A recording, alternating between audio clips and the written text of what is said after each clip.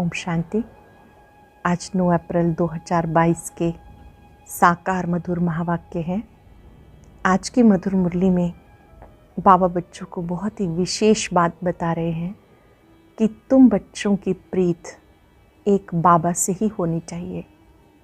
जिन बच्चों की प्रीत एक बाबा से है, उनकी ये निशानी होगी कि वो एक बाबा को ही याद करेंगे, किसी और को नहीं। कभी किसी को दुख नहीं देंगे, ना ही मन में किसी के लिए घृणा रखेंगे। अपना पूरा पूरा पोता मेल बाबा को देंगे, कुसंग से अपनी संभाल करेंगे। बहुत ही सुंदर बात आज बाबा सिखा रहे हैं कि आप बच्चे इस समय धीरज धरते हो कि अब नई दुनिया आने वाली है, ये पुरानी दुनिया जाने वाली है। जब ये दुनिया जाने वाली है तो इससे प्रीत क्यों रखनी। जो बच्चे एक बाप की याद में रहते हैं, माया भी परीक्षा लेती है, बीच बीच में माया हिलाने की कोशिश करती है। जो बच्चे याद में रहते हैं तो माया उन पर जीत प्राप्त नहीं कर सकती। कोई कोई बच्चे तो छोड़ के ही चले जाते हैं। जैसे कोई मक्खी मरती है तो चींटियाँ उठा के ले जाती हैं, तो यहाँ पर भी बहुत ऐसे बच्चे हैं जिन्हें माया उठा के ले जाती है, कमज़ोर बना देती है। लेकिन याद में रहने वाले बच्चे एक बाबा को सच्ची प्रीत रखते हुए अपना पूरा समाचार देंगे, उनका निश्चय मजबूत होगा। सुनते हैं बाबा के मधुर बोल, बाबा के शब्दों में। बाबा कहते हैं, मीठे बच्चे, बाप मनुष्य से देवता बनाने आए हैं तो उनकी दिल से शुक्रिया मानो। बाप मनुष्य से देवता बनाने आए हैं तो उनकी दिल से शुक्रिया मानो। श्रीमत पर चलते रहो, एक से सच्ची प्रीत रखो, एक बाबा से सच्ची सच्ची प्रीत रखो। क्वेश्चन, जिन बच्चों की बाप से प्रीत है उनकी निशानियाँ क्या होंगी। जिनकी बाबा से प्रीत है उनकी निशानी, बाप से सच्ची प्रीत है तो एक बाप को ही याद करेंगे, उनके ही मत पे चलेंगे। मनसा वाचा कर्मणा, किसी को भी दुख नहीं देंगे, किसी के प्रति घृणा नहीं रखेंगे। अपना सच्चा सच्चा पोता मेल बाबा को देंगे, कुसंग से अपनी संभाल करेंगे। गीत है, धीरज धर मनुआ, धीरज धर। ओम शांति।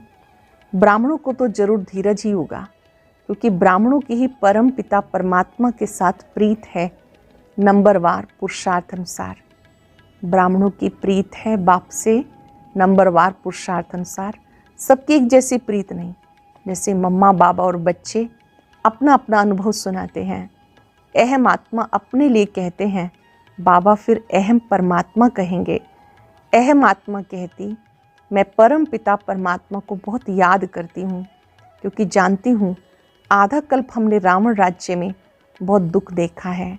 ऐसे भी नहीं शुरू से दुख होता है, नहीं, रावण राज्य में धीरे धीरे दुख की वृद्धि होती है। रावण राज्य में धीरे धीरे दुख की वृद्धि होती है, कलाएं कम होती जाती हैं। अहम आत्मा को परम पिता परमात्मा बताते, पहले तुम अव्यभिचारी भक्ति में थे, सिर्फ मुझे ही याद करते थे। फिर व्यभिचारी रजोगुणी भक्ति में आए, अभी तो तमोगुणी भक्ति हो गई।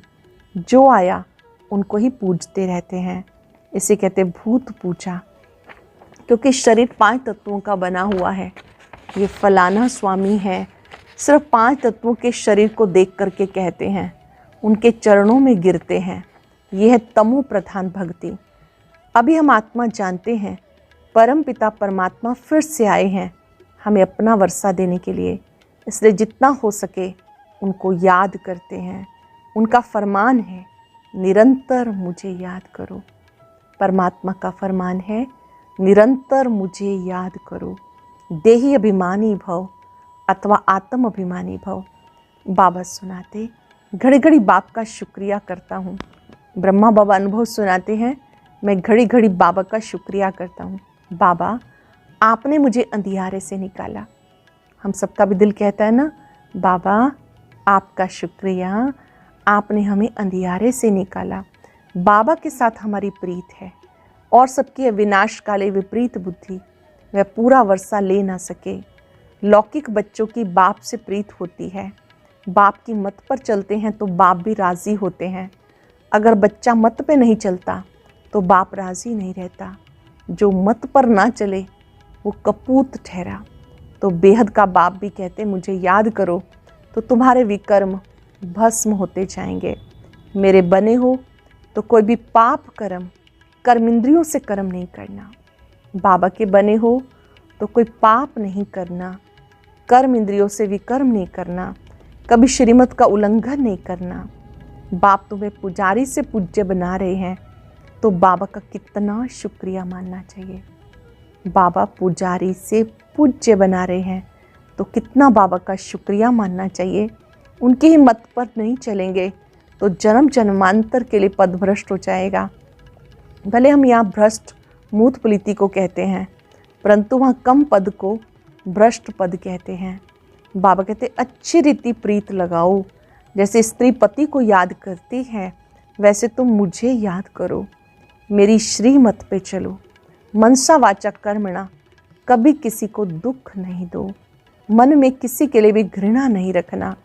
हर आत्मा अपना अपना पार्ट बजा रही है। तुम जानते हो आपका ये जन्म भविष्य के जन्म से ऊंचा है। यहाँ हम ईश्वरीय औलाद बने हैं। सतयुग में दैवी औलाद होंगे। यहाँ की महिमा जास्ती है। जगदम्बा से 21 जन्मों का वर्षा मिलता, लक्ष्मी से क्या मिलता है। इन बातों को नया कोई समझ ना सके। आते तो बहुत हैं परंतु जिसको निश्चय नहीं वो ठहर ना सके। बाबा मित्र बच्चों आदि के बहुत सारे बच्चे जिन्हें निश्चय नहीं है वो ठहर ना सके। बाबा मम्मा बच्चों के मित्र संबंधी आते तो बहुत हैं अथवा ऑफिसर्स आदि भी आते हैं तो अलाउ किया जाता कि कहाँ तीर लग जाए, बिचारों का कल्याण हो जाए। झट पता लग जाता ईश्वरीय कुल का है व आसुरी कुल का है, प्रीत लगती है या नहीं। कोई आता है तो पता चल जाता है कि ईश्वरीय कुल का है या आसुरी कुल का। बाबा से प्रीत लगती है या नहीं। आते यहाँ बहुत हैं, ठीक हो जाते हैं, फिर बाहर जाकर कुसंग में अथवा माया के संग में विकारी बन जाते हैं। लिखते हमने हार खाई, लेकिन अगर ना बताएं और वृद्धि होती जाएगी। तुम्हारी प्रीत बुद्धि है बाबा के साथ। हाँ, तुम्हारे में भी नंबरवार पुरुषार्थ अनुसार प्रीत बुद्धि है। शिव बाबा बच्चों को समझाते कभी भी कोई विकर्म नहीं करना, श्रीमत पे चलना। कभी कोई विकर्म नहीं करना, श्रीमत पे चलना। बाबा के बने हो तो तुम्हारी चलन ऐसी होनी चाहिए। बाबा को पूरा मालूम होना चाहिए। बाबा मुक्ति, जीवन मुक्ति, विश्व की बादशाही देते हैं और बच्चों के पास क्या है वह बाप को पता नहीं। बाप के पास पूरा पोता मेल आना चाहिए। हर बच्चे को अपना पूरा चार्ट बाबा को देना चाहिए। मेरे को देने से तुम्हारा नुकसान नहीं होगा। मैं तो सब पैसे आदि सब अपने काम में ले लेते हैं। मैं हूँ निराकार, तुम बच्चों के ही काम में लगाता हूँ। जैसे गांधी जी देश के काम में लगाते थे इसलिए उनका नाम बाला है। बरोबर गांधी जी ने कांग्रेस राज्य स्थापन किया, नहीं तो यहाँ राजाओं का राज्य था। अभी बाप फिर से नई राजधानी स्थापन कर रहे हैं। ये बात सब बच्चों की बुद्धि में बैठती नहीं। अगर बैठे तो खुशी का पारा चढ़े। बाबा के साथ योग लगाते रहें। बाबा कहते परम धाम में रहने वाले बाप को वहाँ याद करो जहाँ जाना है। परम धाम में रहने वाले बाप को वहाँ याद करो। बुद्धि को ऊपर लेके जाओ परम धाम में। अब ये ड्रामा पूरा होना है। ड्रामा को कोई जानते नहीं, ना कोई कि मेरे साथ प्रीत है, ना कोई ड्रामा को जानते, ना कोई कि मेरे साथ प्रीत है। कहते हम परंपरा से गंगा स्नान करते आए। क्या सतयुग में भी करते थे? परंपरा का भी अर्थ नहीं समझते। बाबा कहते अब तुम्हारे सुख के दिन आ रहे हैं। तुम्हारी बुद्धि में धीरज है। कोई तो कुछ भी समझते नहीं। यहाँ से समझकर जब बाहर जाते हैं माया सारा ही खा जाती है। कोई कोई बच्चे यहाँ से समझ के जाते हैं, बाहर जाते हैं, माया हप कर लेती है, खा जाती है। जैसे मक्खी मरती है, चींटियाँ सारा उसको हप कर लेती हैं। यहाँ भी मरते तो चींटियाँ लेकर सारा हप कर लेती। माया भी बलवान है, कम नहीं, बड़ी लड़ाई लगती है। यहाँ रहते भी क्लास में नहीं आते। समझा जाता ये स्वर्ग के मालिक नहीं बन सकते। यहाँ रहते भी अगर मुरली क्लास में नहीं आते, समझा जाता है कि स्वर्ग के मालिक नहीं बन सकते, श्री कृष्णपुरी में जा ना सके, कुछ भी वैल्यू नहीं। तुम जो हीरे जैसा बनते हो उनकी ही वैल्यू है। जान तुम वर्थ पाउंड बन रहे हैं। एक घर में एक हंस एक बगुला होगा तो खिटपिट ज़रूर चलेगी। यहाँ तो बगुले से किनारा होता, मूत पलीती के हाथ का तुम खा भी नहीं सकते। परंतु बच्चों का बाप से इतना लव तो है नहीं, इसलिए सोचते हैं कि पेट कहाँ से भरेगा। अरे भील लोग कहाँ से खाते हैं। आजकल तो कोई कफनी पहन ले तो मुफ्त में पैसे मिलते रहते हैं, सब पाँव पड़ते रहते हैं। जो आएगा मूर्ति के आगे पैसा रखता जाएगा। बहुत इजी है, ये दुनिया ही ऐसी है। बच्चों को ख्याल करना चाहिए, ये दुनिया जल्दी खलास हो तो स्वर्ग में जाएं, परंतु लायक भी तो बने ना। पद भी पाना है, वहाँ भी पोजीशन का फ़र्क रहता। पढ़ाने वाला एक है, कोई राजा रानी, कोई नौकर चाकर, कोई साहूकार प्रजा। राजधानी स्थापन हो रही है और धर्म संस्थापक राजाई स्थापन नहीं करते हैं। बाबा कहते खबरदार रहो, विनाश काले पूरी प्रीत बुद्धि चाहिए। जितनी प्रीत होगी उतना बाबा से वर्षा लेंगे, जितना प्रीत होगी उतना वर्षा लेंगे। याद करने का भी सिखाया जाता। बाबा बताते बाबा को चक्र को याद करो, स्वदर्शन चक्र फिराओ। बाप को याद करो, चक्र को याद करो, स्वदर्शन चक्र फिराओ। हम लाइट हाउस हैं, खिवैया हमारी नैया को पार ले जाता है। एक आँख में शांति धाम, एक आँख में सुख धाम रखना है। एक आँख में शांति धाम, एक में सुख धाम। अच्छा, मीठे मीठे सिक्के लदे बच्चों प्रति माता पिता बाप दादा का याद प्यार गुड मॉर्निंग। रूहानी बाप की रूहानी बच्चों को नमस्ते, रूहानी बच्चों की रूहानी बाप दादा को नमस्ते, गुड मॉर्निंग। शुक्रिया बाबा, शुक्रिया। धारणा के लिए सार। पहली पॉइंट है, हर एक पाठधारी के पाठ को देखते हुए किसी से भी घृणा नहीं करनी है। हर एक पाठधारी के पाठ को देखते किसी से घृणा नहीं करनी। मनसावाचक कर्मणा, किसी को भी दुख नहीं देना। बाबा को अपना पूरा पोता मेल देना है। विनाश काले पूरा प्रीत बुद्धि बनना है। श्रीमत पर चल, अपनी चलन श्रेष्ठ बनानी है। कुसंग से संभाल करनी है। वरदान है, अटेंशन से सुनेंगे वरदान, नोट भी करेंगे। सूक्ष्म पापों से मुक्त बन, संपूर्ण स्थिति को प्राप्त करने वाले सिद्धि स्वरूप भव। सूक्ष्म पापों से मुक्त बन, संपूर्ण स्थिति को प्राप्त करने वाले सिद्धि स्वरूप भव। कई बच्चे वर्तमान समय कर्मों की गति के ज्ञान में बहुत इजी हो गए हैं, इसलिए छोटे छोटे पाप होते रहते हैं। कर्म फिलॉसफी का सिद्धांत है, यदि आप किसी की ग्लानि करते हो, किसी की गलती को फैलाते हो, किसी के साथ में हाँ भी मिलाते हो, ये भी पाप के भागी बनते हो। किसी की कमी को फैलाते हो, ग्लानि करते हो, किसी के हाँ में हाँ मिलाते हो, ये भी पाप के भागी बनते हो। आज आप किसी की ग्लानि करते हो, कल वो आपकी 2 गुना ग्लानि करेगा। ये छोटे छोटे पाप संपूर्ण स्थिति को प्राप्त करने में विघ्न रूप बनते हैं। इसलिए कर्मों की गति को जानकर पापों से मुक्त बन, सिद्धि स्वरूप बनो। कर्मों की गति को जानकर पापों से मुक्त बन, सिद्धि स्वरूप बनो। स्लोगन है, आदि पिता के समान बनने के लिए शक्ति, शांति और सर्व गुणों के स्तंभ बनो। आदि पिता के समान बनने के लिए, ब्रह्मा बाप समान बनने के लिए शक्ति, शांति, सर्व गुणों के स्तंभ बनो। आज याद रखेंगे, मैं सिद्धि स्वरूप आत्मा हूँ। छोटे छोटे पापों से अपने आप को मुक्त कर लेंगे। जाने अनजाने जो भी पाप हुए, बाबा को सच बताकर अपनी भूलों की क्षमा ले लेंगे। मातेश्वरी जी के महावाक्य, निराकारी दुनिया अर्थात आत्माओं के रहने का स्थान। जब हम निराकारी दुनिया कहते हैं तो निराकार का अर्थ ये नहीं कि उसका कोई आकार नहीं, परंतु कोई दुनिया जरूर है, उसका स्थूल सृष्टि माफिक आकार नहीं। जैसे परम पिता परमात्मा निराकार है, लेकिन उसका अपना सूक्ष्म रूप अवश्य है। हम आत्मा और परमात्मा का धाम निराकारी दुनिया है।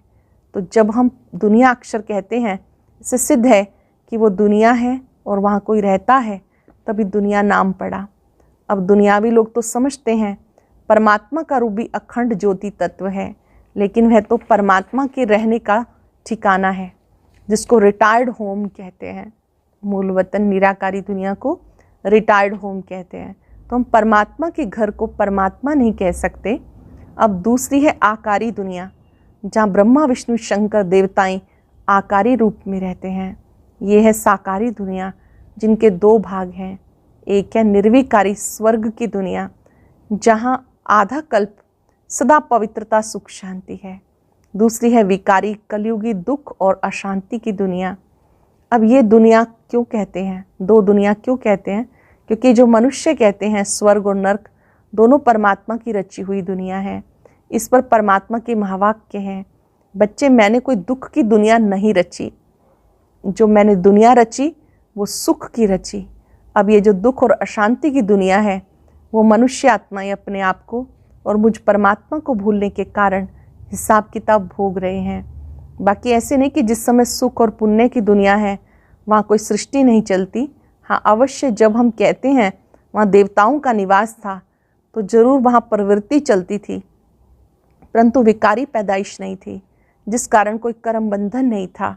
उस दुनिया को कर्म बंधन रहित स्वर्ग की दुनिया कहते हैं। तो एक है निराकारी दुनिया, दूसरी है आकारी दुनिया और तीसरी है साकारी दुनिया। मूल वतन निराकारी दुनिया, सूक्ष्म लोक आकारी दुनिया, यह है साकारी दुनिया।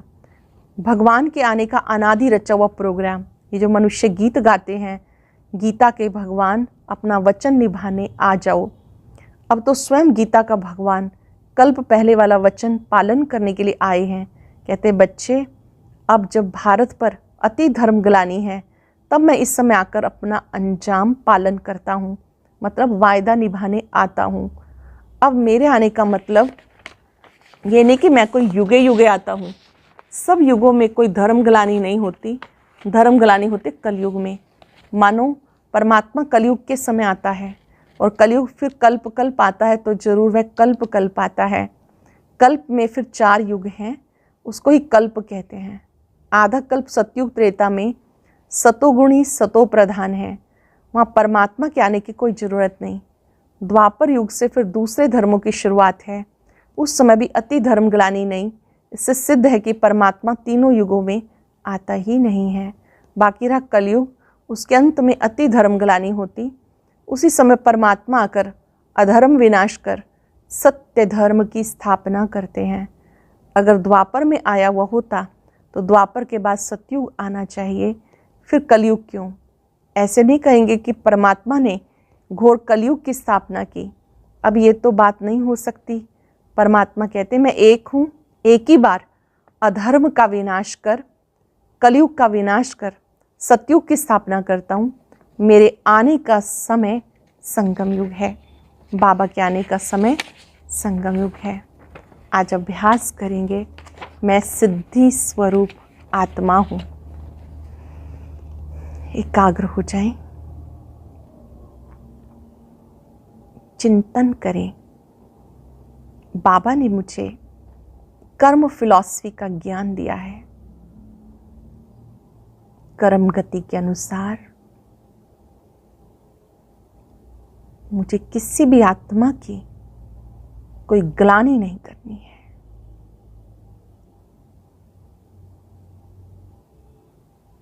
हर एक आत्मा के अंदर कोई ना कोई विशेषता है। मुझे उस विशेषता को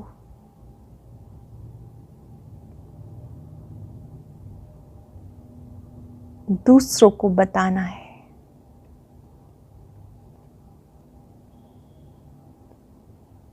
विशेष आत्मा वही है जो विशेषता का वर्णन करे।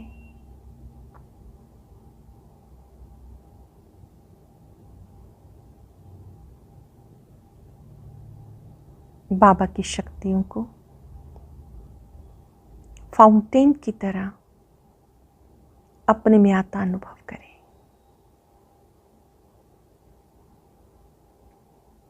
मैं सिद्धि स्वरूप आत्मा हूँ। जो भी भूले हुई बाबा को सच बता दे। शुक्रिया बाबा, शुक्रिया।